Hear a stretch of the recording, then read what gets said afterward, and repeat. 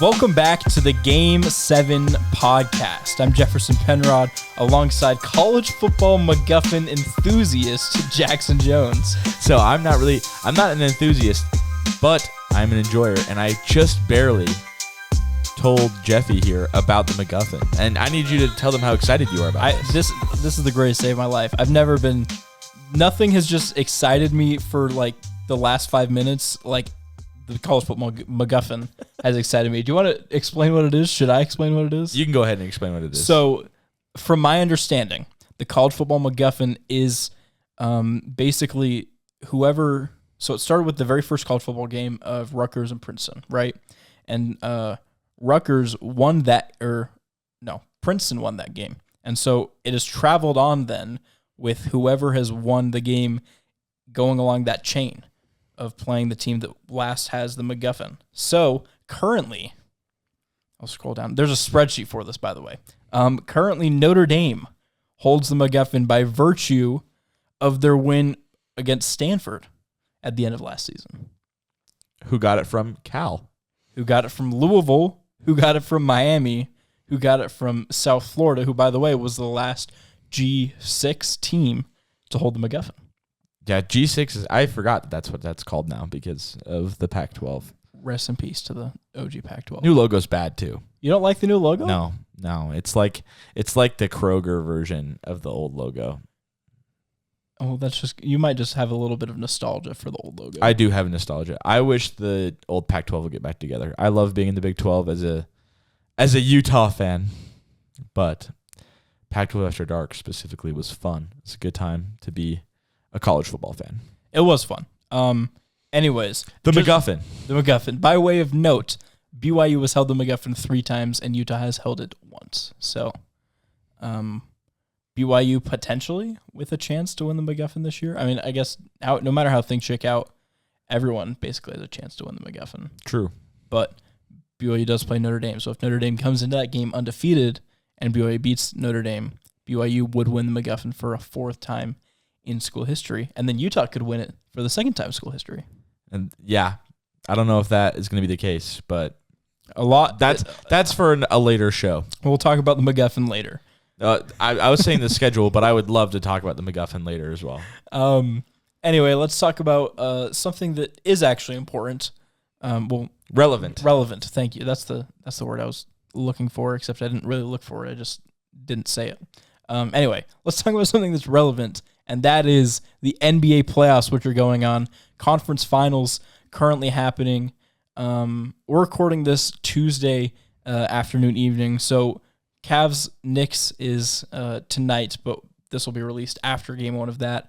Spurs Thunder was just last night. Incredible game there. And we would just want to talk about the teams that are left and their chances of winning the NBA Finals. So I think we're in the finals right now. Okay. I think that's bold to say, but it kind of feels like the NFC Championship of this last NFL season. The Western Conference Finals feels like the finals. It feels like the 2 best teams are going at it right here. And I do believe that whoever comes out of the series is going to beat whoever comes out of the East in 5 games. And I would say it's probably New York. Although I'm cheering for Cleveland for our boy, Donovan Mitchell. And Sam Merrill. Wow, what an absolute duo right there. That's like Bam Adebayo, Simone Fontecchio numbers right there. Sam Merrill, though, did play, basically was one of the big reasons why Cleveland won Game 7. So He was. And we're just big fans of Sam Merrill out here. Utah State guy. Shout out my brother-in-law. Shout out Ty. Ty, the GOAT. Game 7 was like the worst Game 7. We shouldn't say that. This is the Game 7 podcast. Shouldn't hate on Game 7s because they're always entertaining. But it was a bad Game 7. It was like from the start, Cleveland had a grasp on the game. But yeah, I don't feel like there's going to be another one that goes to 7 here. I think I'd probably say New York in 5 or 6. And I do think San Antonio will win in 6. I think that they're better than this Thunder team. And so I take the Spurs all the way. Not that that's really what we're talking about, but it could be. As for last night, Wemby, unreal. Unbelievable. 41 points, 24 rebounds, 3 blocks. Wow. And it wasn't even just him. I mean, it was mostly him, but it wasn't even just him. He hit the Steph Curry shot. Which that whole sequence, there's been clips online where that whole sequence lines up also with the Steph Curry shot, but the possession before Russell Westbrook had a shot off the glass from the same spot. No rim, just glass. The same spot that Jalen Williams, not to be confused with Jalen Williams on the Thunder, took that same shot. And is that your J-Dub impression? They both do that in a video, but that's not important. Okay. And so eerily similar, but again, Wemby was insane. The crazy thing about that game, I did do a whole crunch time episode talking about this game, but 9 of Wemby's 24 rebounds were offensive rebounds. Yeah. And so what's really interesting is seeing teams try and defend Wembanyama. If they put a big guy on him, the Spurs play outside in, and Wemby's a little bit more of a perimeter player. Not that like he's taking 12 threes, but starting on the perimeter and using his quickness to get around taller but slower defenders. But when you put a smaller guy like the Thunder did a lot, like Caruso or Lou Dort or J-Dub, then they just feed it to Wemby in the post, and that their offense runs out of that. I don't know if I've said it on the show before, but I've said it to people in my life. If we didn't have video evidence of Victor Wembanyama playing basketball, no one would believe us in 20 years, because he is the most unbelievable talent. There's a clip that was from like months ago of him getting 2 blocks on the defensive end, dribbling it down the floor, and then taking a 38-footer and just drilling it at 7'5". And I mean, this kind of performance in a game that's must win like this. I mean, every game's must win in the playoffs, but Western Conference Finals against the defending champs, like you said in our video on our Instagram, it was when he was needed. He rose to the occasion. Indeed. And like again, he's 7'4", 235, can dribble like a guard, can shoot pretty like I mean, he's the best 7'4" shooter of all time. I think that's pretty cut and dry. I mean, like, he shoots 34%, which is, like, fine, but for a center is good, and for a 7'4" center is 35% is great. Yeah. Yeah. For a center? Well, for a center, absolutely it's great. Well, but, like... I mean, it's slightly below league average, but, like... 50, 40, 90 is, like, one of the most exclusive clubs. No, I know. But I just mean, that's like the highest tier of shooting that an NBA player can achieve. And he is at 82% from the charity stripe, 50% from the field, just over 51% from the field, and 35% from 3. Like, that's and 62% true shooting percentage. Like, as a 7'4" person to be able to do that, like, genuinely, and to be able to handle the ball as well as he can, he's the greatest player on the planet right now, I would say. Which is so interesting because even a couple of days ago, that was still definitely up in the air, and a lot of people said, oh, maybe it's Jokic, maybe it's Shea, but that performance, I think, changed a lot of people's minds in the realm of, hey, this guy is... or definitely at least has an argument to be the best player in the world, if not is the best player in the world. I would say the problem with Wemby is even in this postseason, he hasn't always been super consistent. And so I would say when he's at his best, he is the best player in the world. The question is, can he sustain that for a whole postseason, a whole series, a whole regular season? I think is the biggest question that Wemby faces right now. Regardless of who we think is... if he is the greatest player on the planet when it comes to hoops, Jackson Smith and Jigba was not the only 3-letter abbreviated player that got an award that he didn't win in the last week.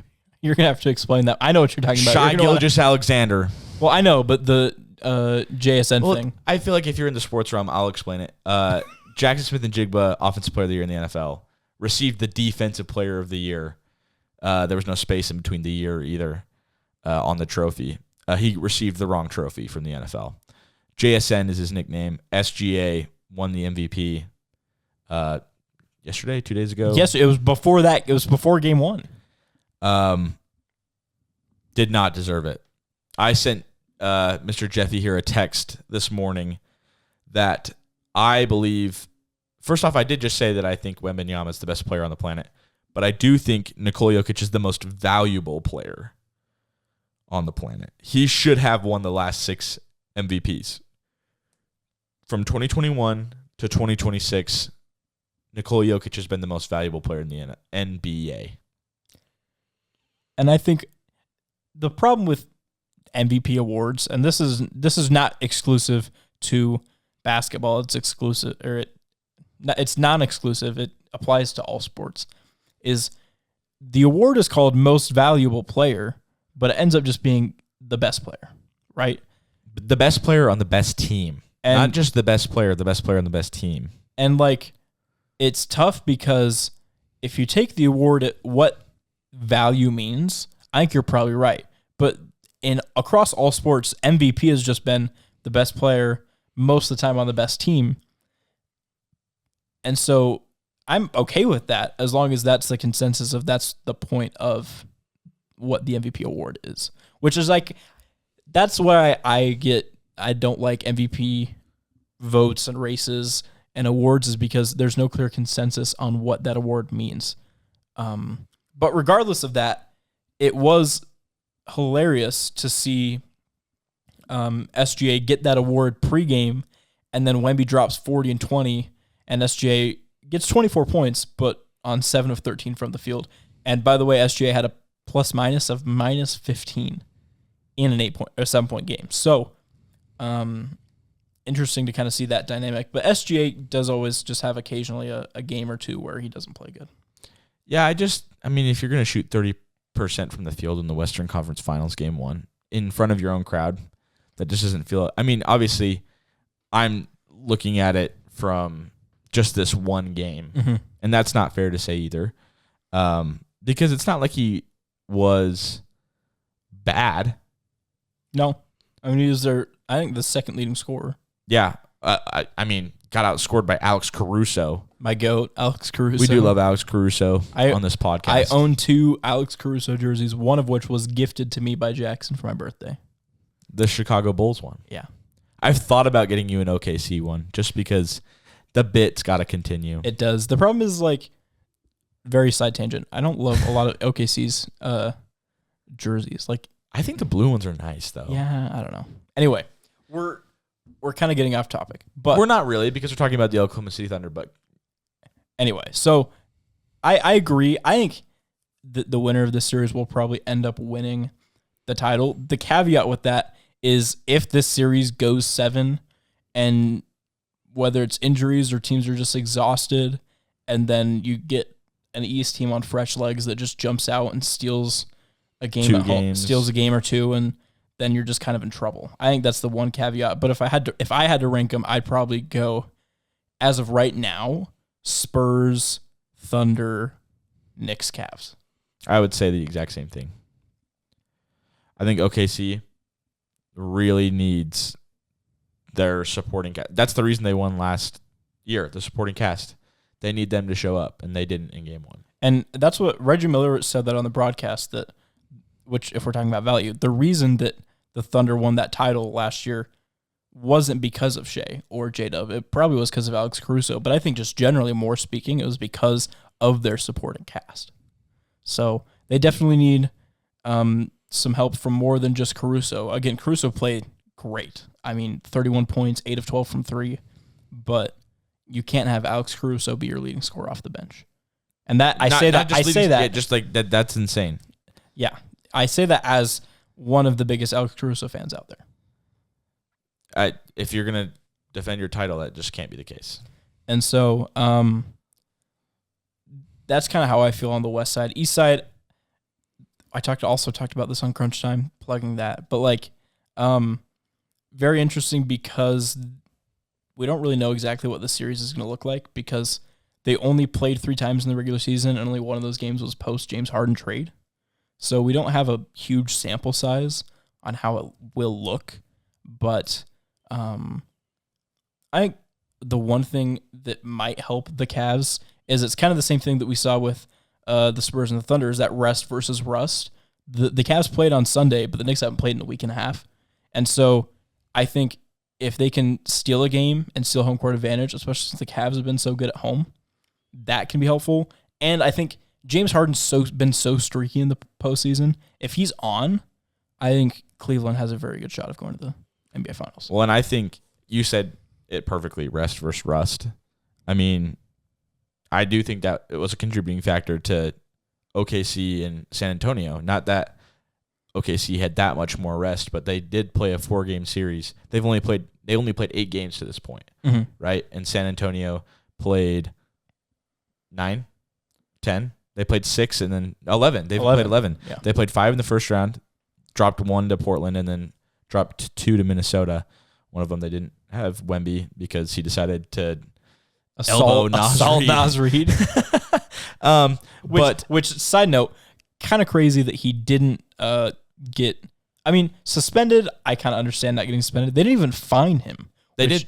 I thought they did. No, they didn't even fine him, which is technically against the collective bargaining agreement. But anyway, I don't care.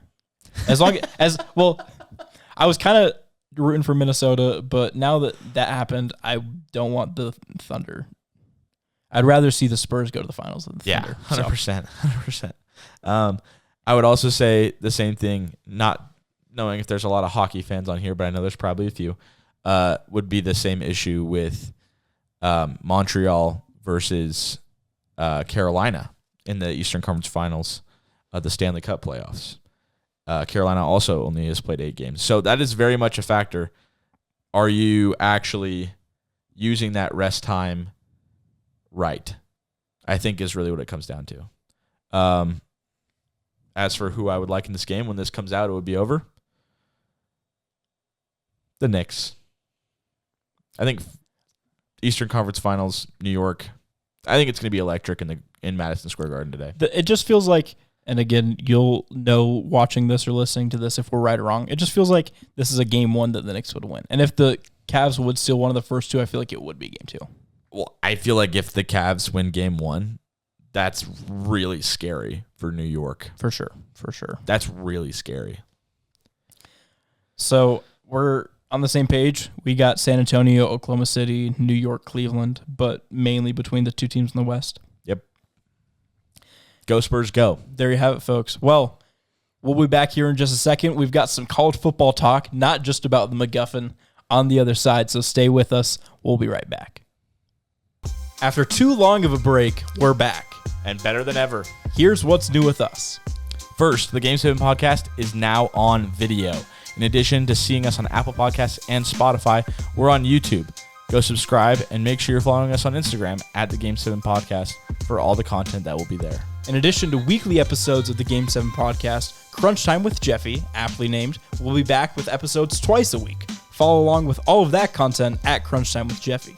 We also have a website. Find the link in our bio to see all the content there. Including what we're calling the Replay Center. That's where you'll find articles we'll occasionally write about things that we don't necessarily cover in the podcasts. We've also got more in the works, so stay tuned for that. In short, it's good to be back. Let's keep it that way.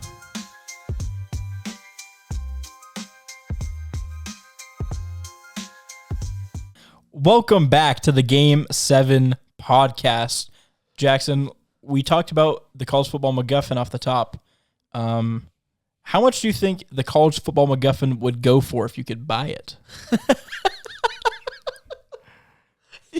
You did not tell me you were going to ask me this question. I didn't, but this is a great segue into what we're talking about. That's off the dome. Off the dome. That was awesome. I don't know. That's a really random. Like, how much would teams pay for it? Probably nothing. Like, it doesn't really do anything for you, except for it's like something that's like, yeah, it's cool that we had that. So,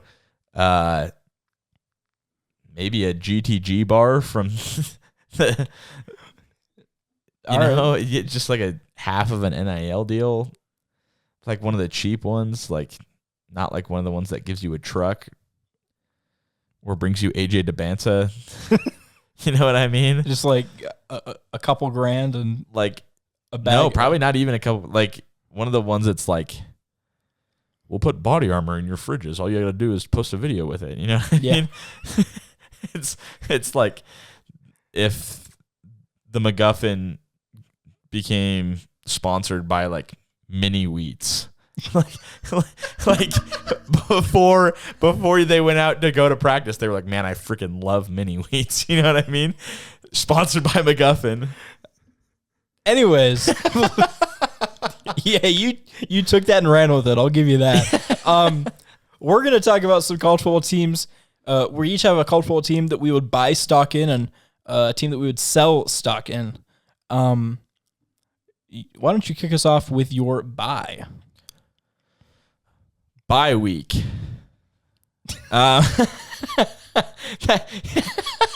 Just go. So, hey, side tangent. I need a side tangent again. Have you seen that video of DJ Khaled putting? He just like putts and he looks at the camera and goes, Gatorade. It's like, I would have given you $20 if you could have guessed the word that's coming out of DJ Khaled's mouth. Gatorade. Anyway. Bye week. Gatorade. MacGuffin. Bye week. Anyway. Just go. Start talking. The team that I would purchase, buy, stock in, is the Sooners. Boomer! Sooner. Couple of reasons for this. I'm not going to get too far into depth here. Second year of John Mateer and Ben Arbuckle. Those guys came from Washington State. Not last year, but the year before. John Mateer, Heisman candidate, first half of the season, kind of fell off, had a hand injury. There was a little rally of Oklahoma sports media of the doctor that fixed his hand. It's really funny. Look it up if you haven't heard of it. But I expect that system to be more concrete. They also scheduled Michigan in the non-con. I very much like when you schedule teams like Michigan. I also think it's a great matchup because Michigan's still getting their feet wet. Well, it's the return game of what they had last season. Yeah. Kyle Whittingham in his first real big game. I believe Michigan might play a good game before. I don't think they do. No, it's Western Michigan. I don't know. The Broncos, they can be tough. They were really good in like 2017. Prime Western Michigan action. Yeah. Great. Anyway, I think that's a really good matchup for Oklahoma, and a good win to put on your resume, especially when you have Georgia and Texas in back-to-back weeks.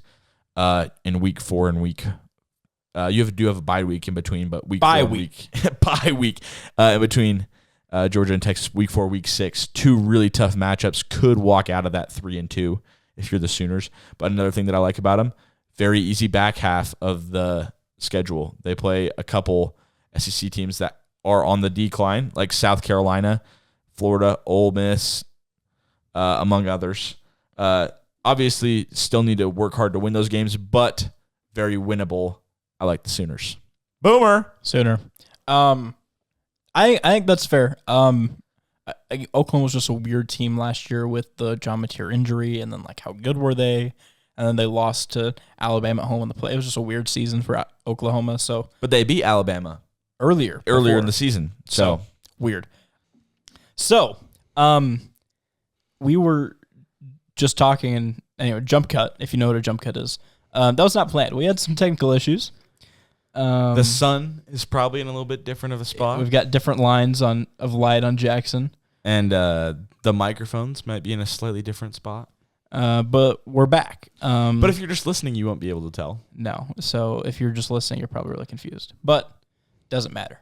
Point being, we're back, and Jackson, you just talked about Oklahoma as your team that you would buy, and I'm going to talk about my team that I would buy stock in, which is the SMU Mustangs. They had a bit of a weird year last year. Like, it was good, but it wasn't like great. Especially after coming off of 2 years ago going to the college football playoff. But I think that they have the potential to make a deep run. Kevin Jennings is coming back for his final season. And so, again, they took a step back, but Jennings was still pretty good, 26 touchdowns, and they picked up some good additions in the portal. They picked up Cal running back Kendrick Raphael, a couple other players, Yannick Smith, who is a wide receiver from East Carolina. BYU fans probably watched him. And so rebuilding some of their priorities from the transfer portal. And I just think that Rhett Lashley is a good coach, and he'll be able to turn around, especially when the ACC is so wide open this year. For sure. There was no really top dog. I mean, Miami went to the national championship, but they didn't even play in the conference championship game. Yeah. So ACC is wide open, and SMU was in it till the very end last year. I think they can. Yeah, I love that pick. I mean, again, 9-4 wouldn't seem like a terrible year, but it is a bit of a step down from the previous year. But that also means that they have room for growth as well. I mean, especially they did beat Miami last year. They did. So I definitely think that they have the potential to go further than they did last year, especially I'm taking a look at their schedule here right now. I mean, they do have a couple tough games. They're going to Notre Dame, at Florida State to open the season. But other than that, it's not a terrible schedule. Their other non-conference games, well, they've got at Notre Dame, at Florida State, but then they're hosting UC Davis, FCS school, and hosting Missouri State. Don't play a ton of big teams in the ACC. They've got, Virginia Tech, who is kind of a wild card. Syracuse under Brian Brown is kind of a toss-up. Virginia, but I mean it's a lot of pretty winnable games. So I think that SMU definitely has a chance to step up back to where they were 2 years ago. For sure. I love it. Now to your sell team, Jackson. The team that I will be selling is Texas A&M. Sorry, I talked about Dude Perfect. I think off camera. Yeah, off camera. Yeah. I know this is the alumni of most of the dudes. But I think their schedule's really, really, really hard. I don't think Marcel Reed is the issue either. I actually really am a fan of Marcel Reed. But when you play Alabama and Tennessee and Oklahoma and Texas in 6 weeks, you play all four of those teams. And in one of them, you do have a bye week. And then you have a game at South Carolina. South Carolina is not a pushover. I love Shane Beamer. I did name them as a team that would be going on the downhill slope when I talked about Oklahoma. But still, it's an SEC schedule. And SEC schedule is always going to be hard. They're going to LSU earlier in the season as well. And at Missouri. So it's just like, it feels like it's week after week after week for A&M. And they're also returning 9 of 22 starters. And that's never going to be good for a team. I do know they had a lot of draft picks, but that's what happens when you have a lot of draft picks is you don't have a lot of returning production. Like I said, love Marcel Reed. I like Texas A&M. I love Mike Elko. But I think it's just a hard draw of a schedule, and I expect them to take a step back. I mean, it makes sense. And like you said, a lot of teams with heavy turnover, it can be tough. I mean, granted, draft picks is a better way to have turnover than just guys leaving in the portal. But you have to get – it's not even necessarily about getting the best guys. It's about getting the right guys that fit into your system. So if Texas A&M can do that, then I think they'll be in a good spot. But it leaves so much up in the air of whether or not they'll be able to do that, especially with as tough of a schedule as they have. For sure. Not the best team in Texas. Not that they have been the past few years because they've lost to Texas twice, but yeah. Horns down. That was in sync. The team that I'm selling, and I've got to kind of explain this one, is the LSU Tigers. As Jackson pointed out, both of my teams have an S and a U in their 3-letter acronyms. He said a lot of S's. I figured that all by myself. Good one. You said a lot of S's and U's, and I said, yeah, 2 of each.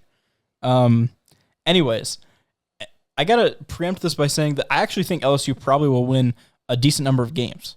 They have a pretty easy schedule. I mean, they They start the season off hosting Clemson, which we don't really know what Clemson's going to look like. They go to Ole Miss in week 3 in a game that,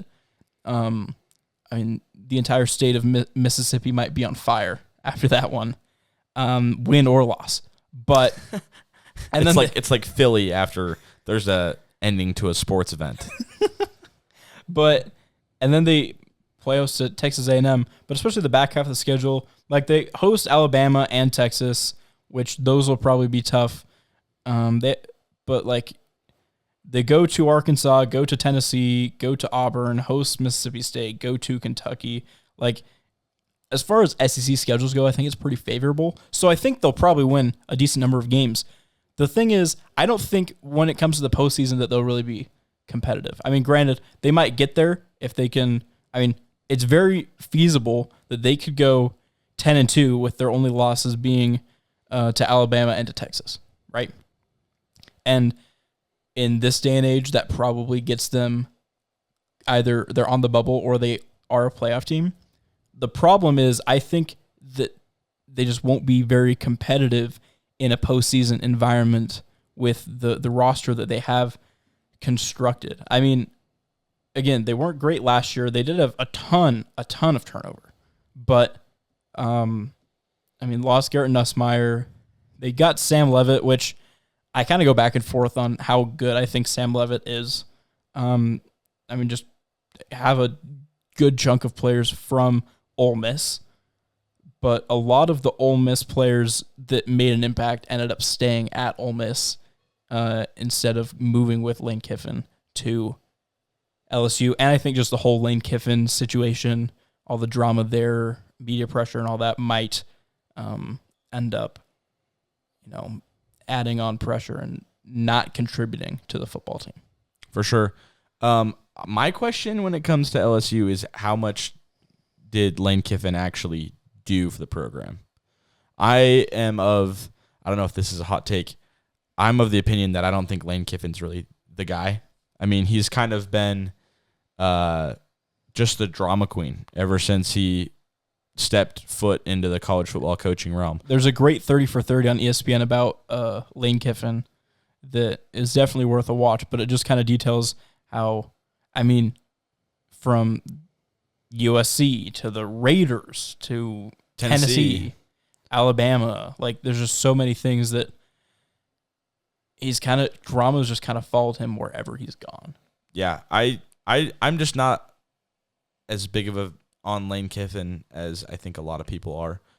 Pete Golding, the new head coach who was the interim during the college football playoff, got him to the semifinals. Not to say Trinidad Chambliss wasn't a part of the reason for that, and the rest of the team wasn't either. But that's just it. Well, I feel like I see Ole Miss football, it felt like it wasn't Lane Kiffin that made them excellent. And so I'm right with you. I don't know if Lane Kiffin's going to make as big of an impact as everybody is expecting him to make.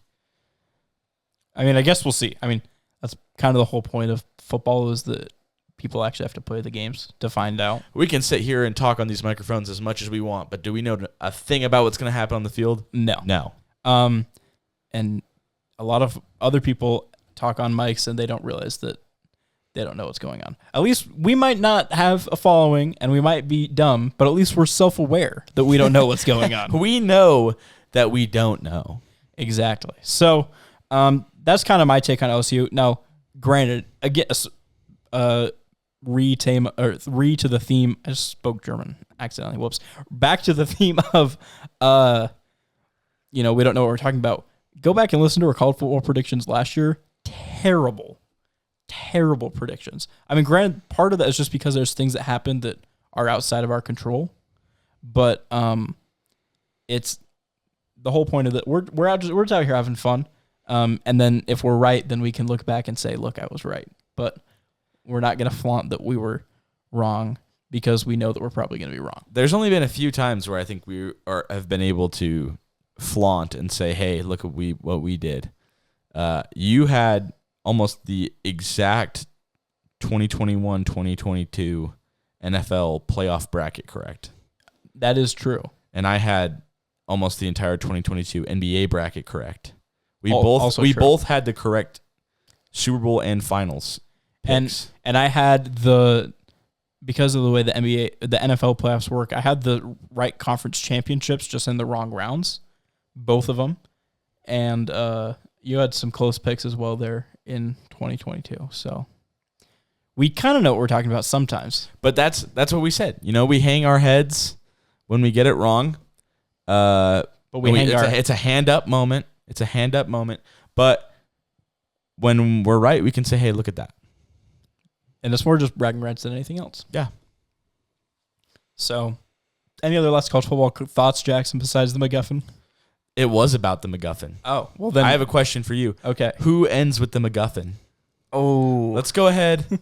Make our Let's go ahead and make our season MacGuffin prediction. We'll go ahead and go to Notre Dame and look at their schedule. You're pulling that up real quick. So, Wisconsin, Rice. Rice is not going to beat Notre Dame. I don't think Wisconsin beats Notre Dame either. It's in South Bend. No, it's neutral site at Lambeau. Oh, really? Yeah. Wow. Well, Notre Dame. Look at that. I was going to make a joke about Notre Dame never playing true road games, but they are coming to Provo this year, so maybe I should make that joke. Yeah. To be honest, I think BYU's their real first test on the schedule. BYU or Miami, probably. Miami. Maybe SMU. SMU. It's really, I could see Navy. It's at Navy. Maybe putting up a fight. If I had to guess, we're going BYU week 7. Steals the MacGuffin. BYU's remaining schedule after that. Week 8, UCF. Week 9, Arizona State. Week 10, Utah. I think BYU's only possible loss there. I think you can go Arizona State or Utah. So for the sake of argument, just to make things fun, we'll go Utah. You'll go Utah. Let's go Utah.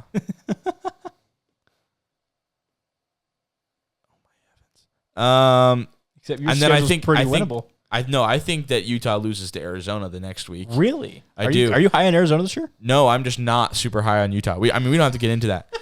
I love my brother, Porter. If you're listening to this, thank you. He predicted that we were going to go as the Utah football team. If you didn't know, that's my team.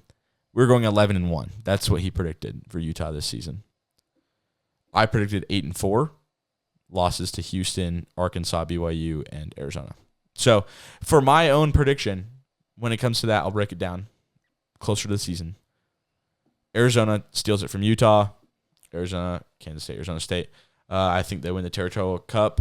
Arizona goes into postseason, whether it be bowl or college football playoff. Probably bowl. Mm-hmm. I'd say Alamo versus, I think it's one more year of a Big 12 team, so probably. You mean Pac-12? But Arizona is the Pac-12. Arizona is the Pac-12 team. And they'd play. Do Texas and Oklahoma count as legacy Big 12 in that scenario? I think so, but I don't think that. I mean, I don't know. I really have no idea. They just go against a high-tier Big 12 team. Houston? Possibly Houston. I'm very high on Houston this year, to be honest. Almost picked them as my team to buy, but I did not. But that's just what, we have no idea. That's the beauty of the MacGuffin. The beauty of the MacGuffin, the beauty of college football. It's a great sport. That's why we love it. Anyways, the MacGuffin, once again, I think might be one of the greatest things ever. I'm so glad that you told me about that, Jackson. I mean, there's a spreadsheet. And that's the MacGuffin. That's the most Jeffy thing I could possibly. Which is like, I'm not even a big spreadsheet guy, but I just love that there is a spreadsheet for. Which, by the way, the last time BYU held the MacGuffin was in 2022. They took it from Baylor and then immediately gave it up the next week at Oregon. So, who knows? Who knows? Who knows? Well, that will do it for this MacGuffin-filled episode of the Game 7 podcast. Make sure you're following us on Instagram at the Game 7 Pod. Make sure you're following if you're listening on podcast. Subscribed if you're listening or watching on YouTube. Check out everything else we've got going on. And until then, we'll see you next time.